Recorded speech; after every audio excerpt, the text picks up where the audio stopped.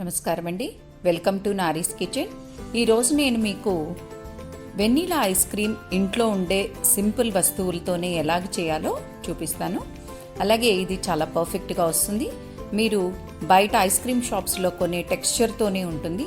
So ఖచ్చితంగా try చేయండి. అలాగే నా ఛానల్ కనుక మీకు నచ్చినట్లయితే ప్లీజ్ సబ్స్క్రైబ్ చేయండి. అలాగే పక్కనున్న బెల్ ఐకాన్ ప్రెస్ చేస్తే మీకు లేటెస్ట్ అప్డేట్స్ కూడా దొరుకుతాయి. ఇప్పుడు మనం ఏం చేద్దామంటే ఒక 250 ml ఫ్రెష్ క్రీమ్ తీసుకుంటాం. ఇది ఏ కంపెనీదైనా అవ్వచ్చు. మీ ఇంట్లో మీరు క్రీమ్ తీసుకుంటే అదైనా కూడా పర్వాలేదు, కానీ ఫ్రెష్గా ఉండాలి. తర్వాత 125 ml కండెన్స్డ్ మిల్క్ తీసుకుంటాం. అలాగే వెనీలా ఎసెన్స్. ఈ 3 ఐటమ్స్తోనే మీకు చాలా పర్ఫెక్ట్ ఐస్ క్రీమ్ అనేది షాపుల్లో కొన్నట్లుగా మీకు దొరుకుతుందన్నమాట. దీనికోసమని మనం ఏం చేస్తామంటే ఈ క్రీముని ఒక బౌల్లో వేసుకొని దాన్ని బీట్ చేయాలి. తర్వాత అందులో మనము కండెన్స్డ్ మిల్క్ కూడా కలుపుతామన్నమాట. ఈ బీట్ చేయటము బీటర్తో అయినా చేయొచ్చు, మీరు మిక్సీ జార్లో వేసుకొని కూడా బీట్ చేయొచ్చు. ఎలా అయినా కూడా మీకు సేమ్ టెక్స్చరే వస్తుంది, ప్రాబ్లం లేదు. ఎలాగైనా కూడా చేయొచ్చు. అలాగే ఎగ్ బీటర్ ఉంటే మీకు ఎగ్ బీటర్తో కూడా చేసుకోవచ్చు. ఆ తర్వాత ఇందులో వెనీలా ఎసెన్స్ కూడా వేసి మూడింటిని బాగా ఒక 5 నిమిషాలు బీట్ చేసుకోవాలి. మరి థిక్ ఫోమ్ వస్తుంది కదా, అలా చేయమాకండి.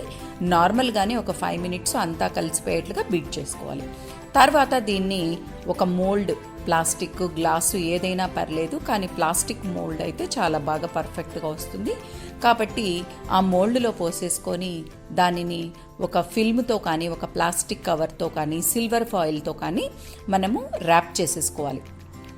ఇలా చేయటం వల్ల మనకు ఐస్ క్రీమ్ పైన ఐస్ ఫామ్ అవ్వకుండా ఉంటుందన్నమాట. తర్వాత దాని మూత పెట్టేసుకునేసి డీప్ ఫ్రీజ్లో మనము కనీసము 6 నుంచి 8 అవర్స్ వరకు పెట్టాలి.